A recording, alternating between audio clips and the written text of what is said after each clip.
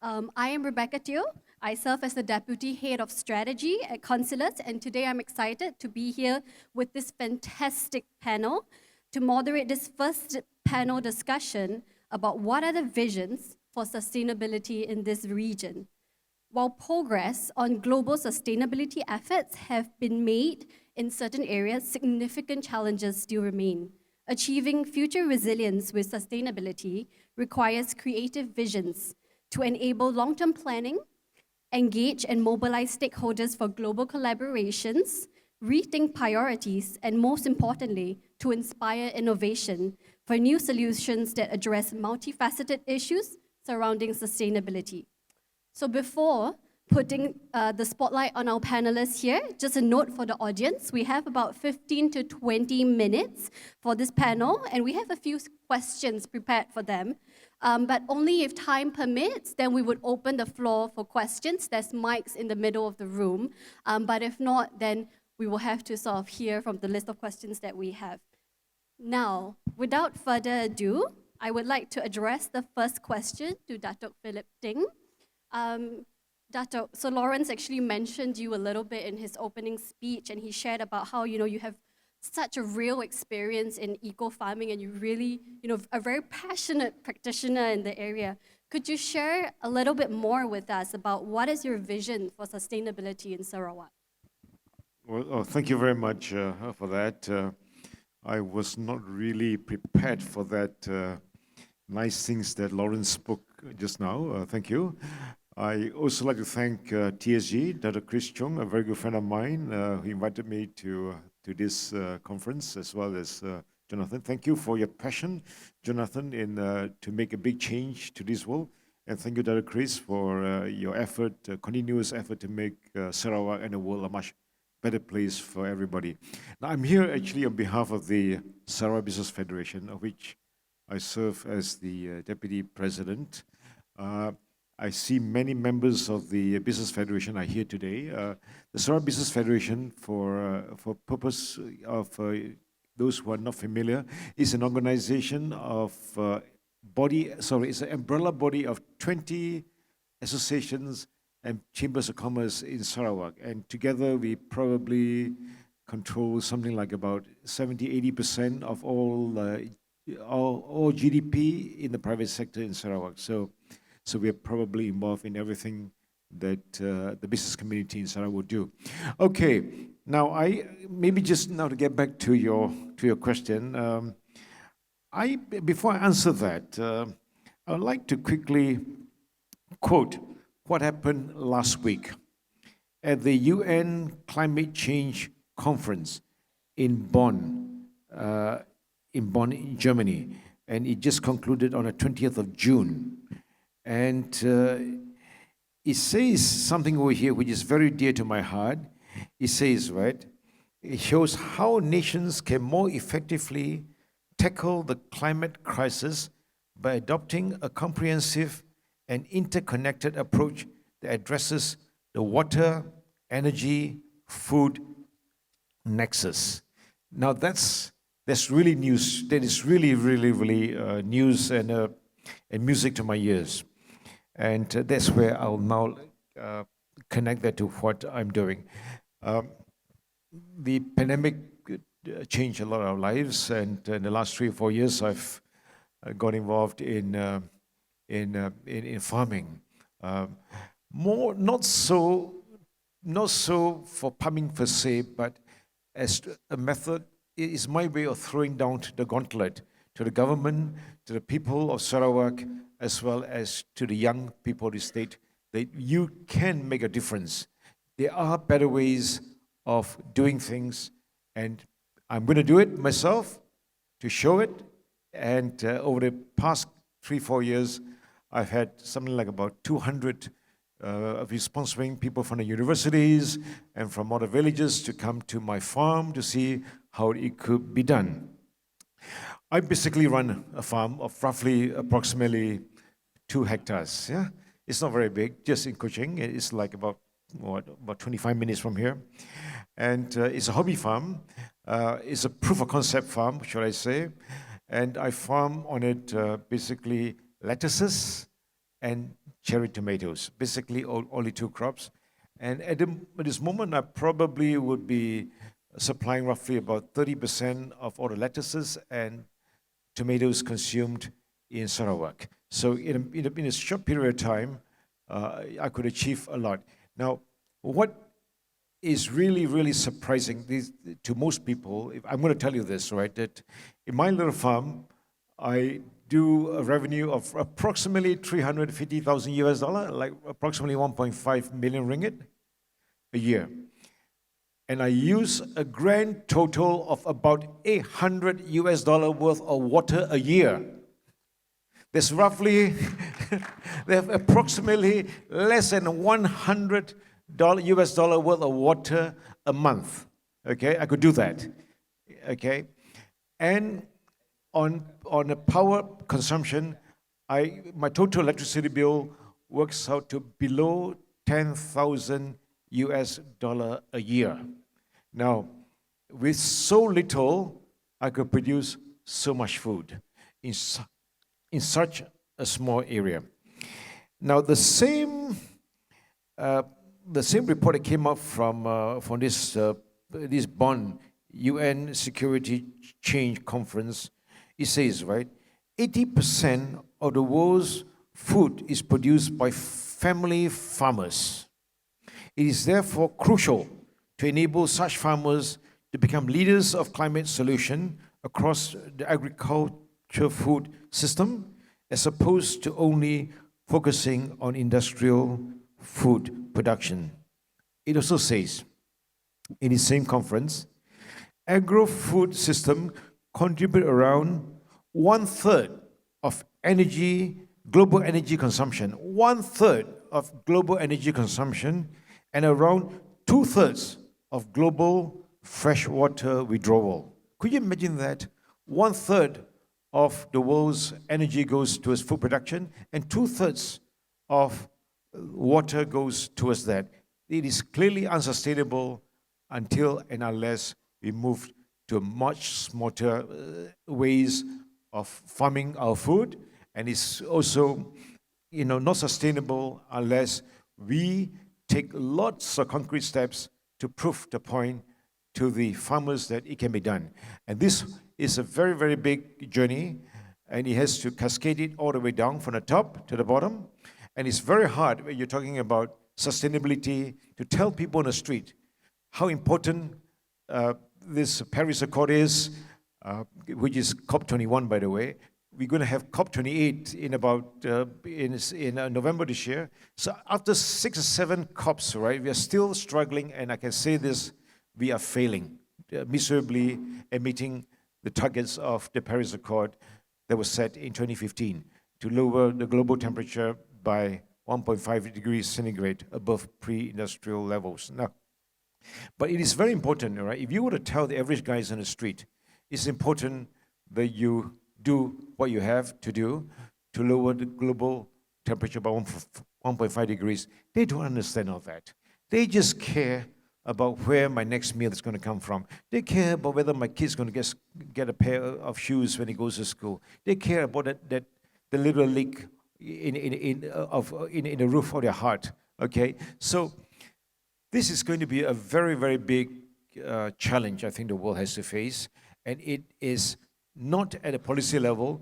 We had to really, really cascade it all the way down to the ground levels, and we certainly need conferences like this that creates awareness about climate change, about the need for sustainability.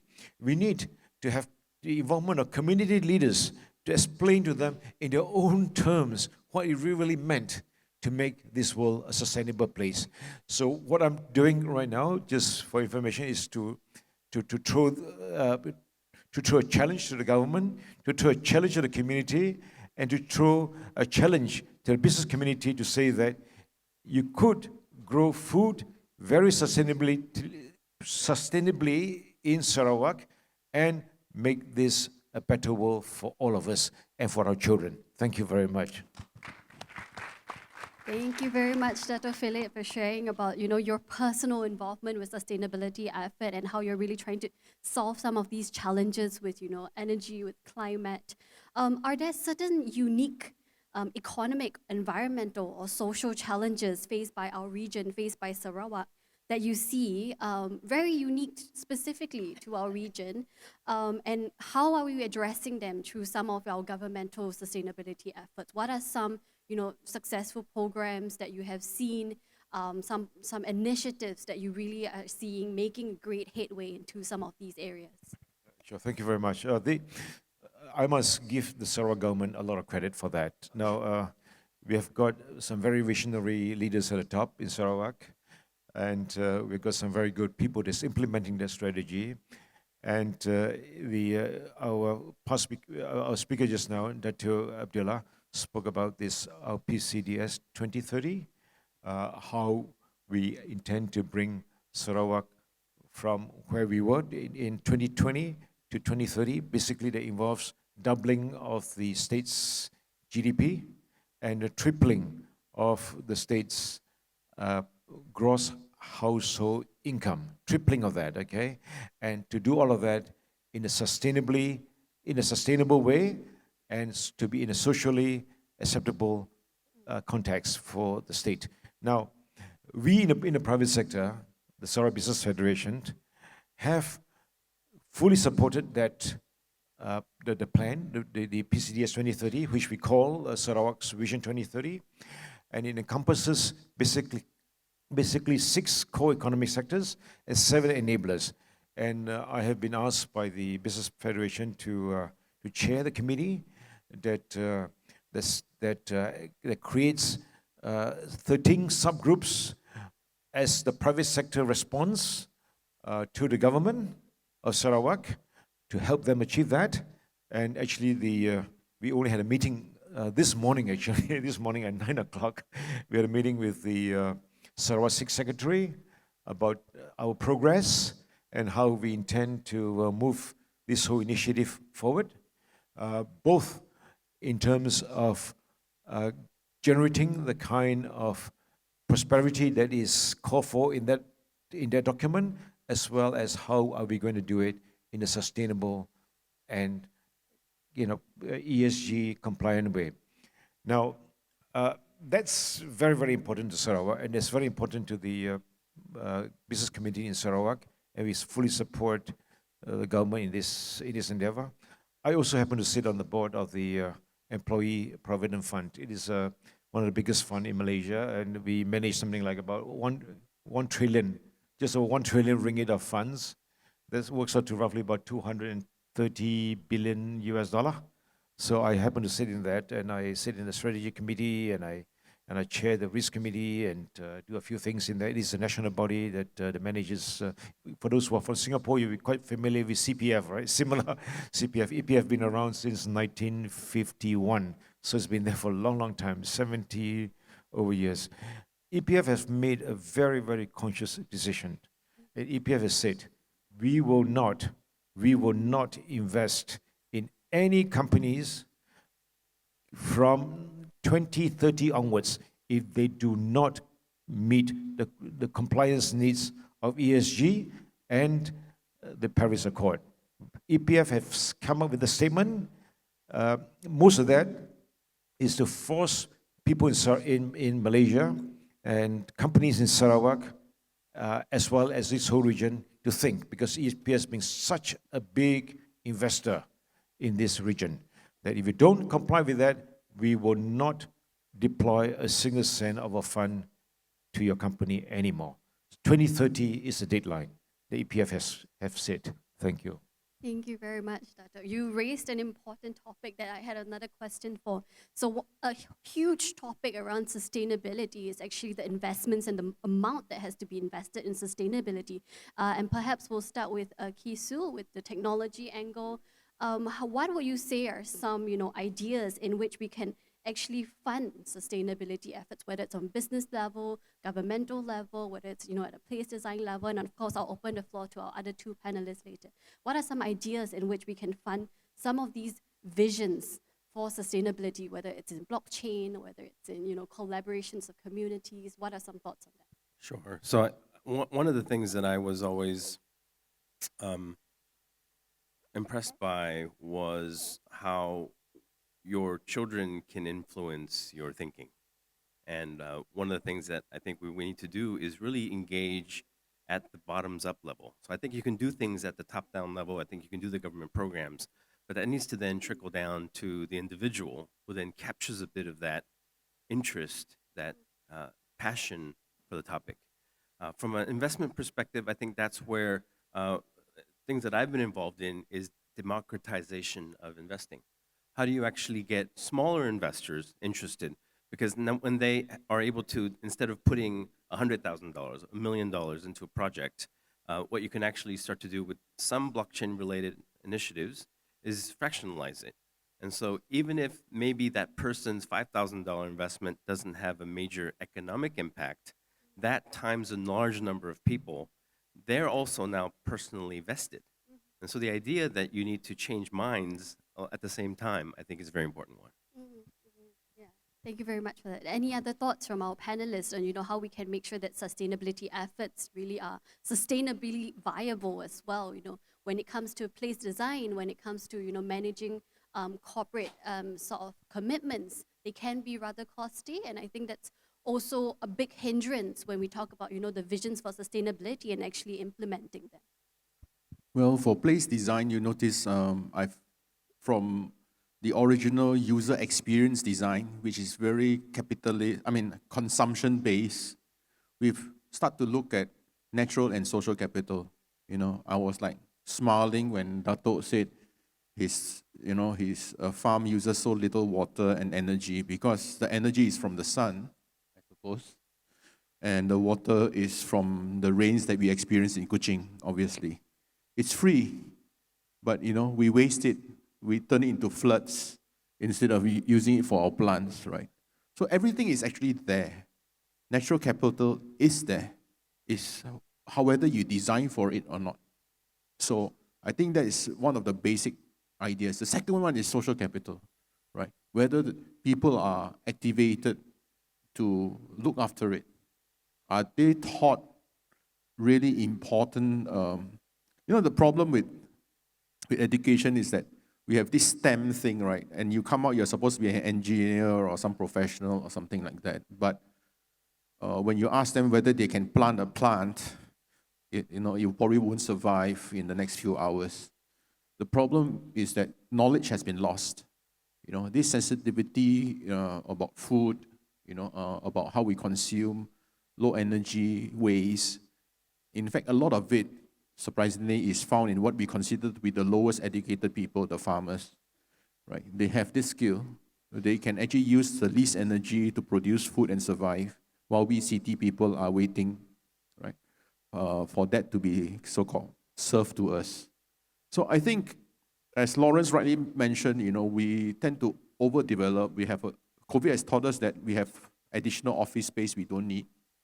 I've been doing a hospitality project where the meeting rooms are no longer necessary because they are doing Zoom from their bedrooms, So there's a lot of space. How do you activate those spaces? There's a lot of low-hanging fruits. How do you really notice it? I think, again, it's not about business as usual. It's really about, activating people and seeing low-energy knowledge that's always been there. And making sure that it's, in fact, hopefully it's written into policy. The problem with policy is that, it must be IT, it must be smart. What do you mean by smart? What do you mean by IT? It must be applied in the right way.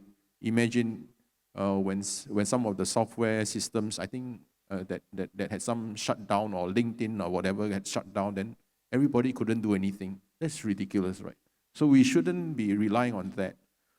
We use IT when we need it, but we use our low energy resources and people all the time. Thanks. Thank you very much, Xu Yang. So I'm very conscious of time, but I still want to ask you these two very great questions. Moving back a little bit to the conversation on IT and technology, maybe we can start with Kee Soo and again open the floor to the rest of the panelists.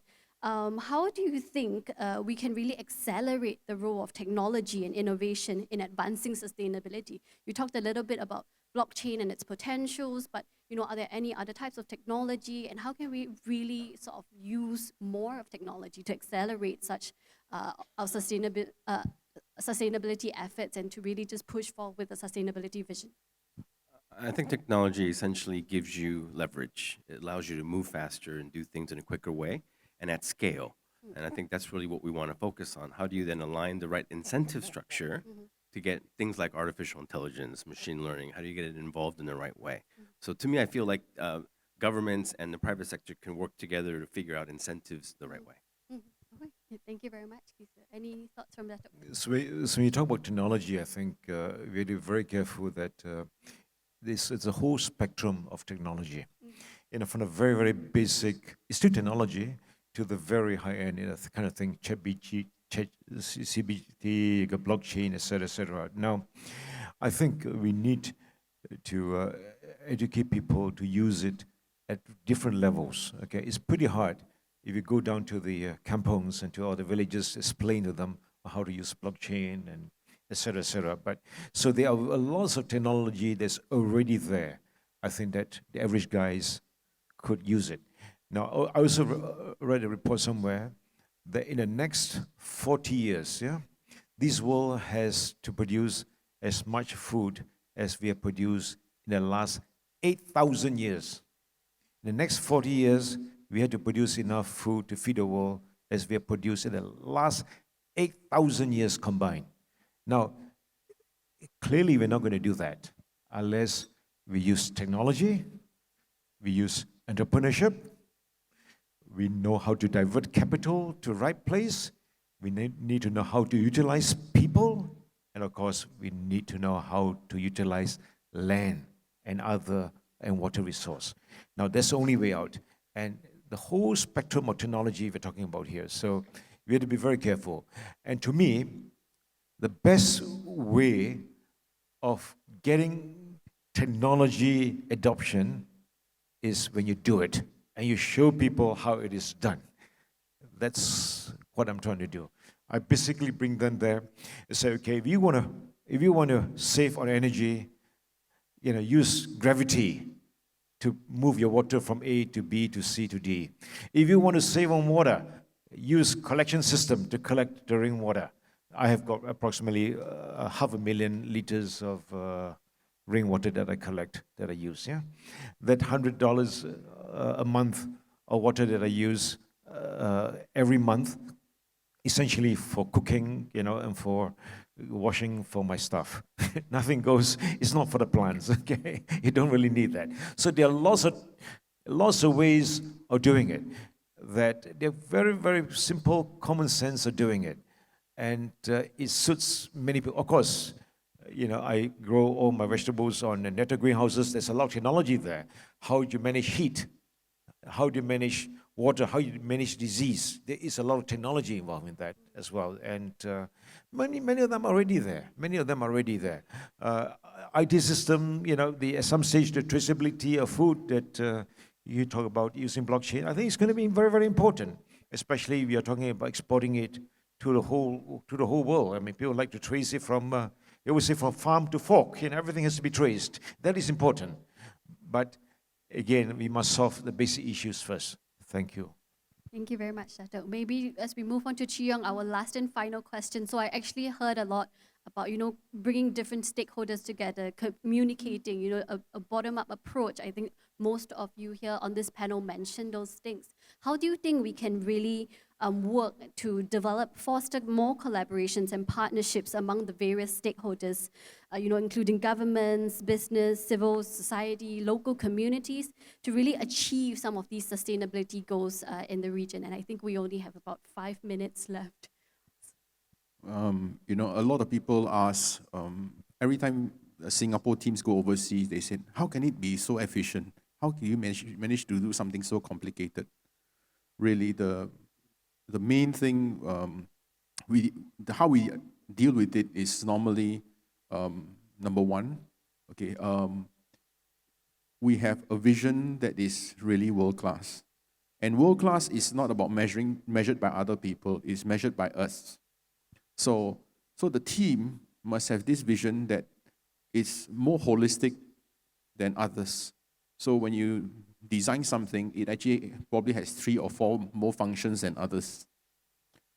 then once you realize you have this broad vision, you realize you cannot do it alone, right? And you have to start to prioritize and layer the different stages. So you focus it on different layers, starting with the very basic functional layer, then you layer on sustainability and all that. And all these are solved as one. A lot of people think that, but the truth is, just look at our body. Our skin does 101 things, from senses to touch to everything, right? How is nature so efficient and we are so terribly inefficient, right? You look at the building skin, it does nothing, right? Then you slap some paint on it and say it's beautiful, but what does it do, right? So I think what is really important is for us to learn. It's there. It's possible. Nature did it. I mean, it's supposed to be the most low-tech of things, but it did it. Maybe it is the most high-tech of things. So just look at that and start to layer it and get people in and know that they are in the same boat. It's this concept of good faith. We are actually going together. We are going to achieve more together. This unity. That's why I love the Sarawak idea of unity, right? Unity, you get vision, and more. So by solving all these things, that's why we become more efficient. That's why we can, deal with more holistic solutions. Thanks. Thank you very much, Young. Any final thoughts from Dato' Orkis? I think engagement is very, very important. Yeah, we really, really, really need to engage at all levels, all the way down. We need to engage with the community leaders. Events like this is very, very useful. It gives people, it reminds people of how important it is that we only have this world to live. So whatever it is, we have to build a better world for our children and the grandchildren. I think education is very, very important. Education should not be just focused on the dollar cents or the bottom line. And I'm trained as an accountant, and as a businessman all my life, it's always been driven by dollar, and more dollar. I think it's a lot more than that. As one of the other speakers says, life is more than just that. Life is about living a better place in this world than when we first came into it. I think that's what is important, and I think there must be a lot of people must be taught that there's more to life than just making money and not caring about what happens next. Thank you. I think they said it all. Okay, thank you very much. We have come to the end of our panel session today. Please join me to really thank our three panelists here for sharing their thoughts, their insights, their vision, and also their solutions for how we can achieve, our sustainability vision in the region.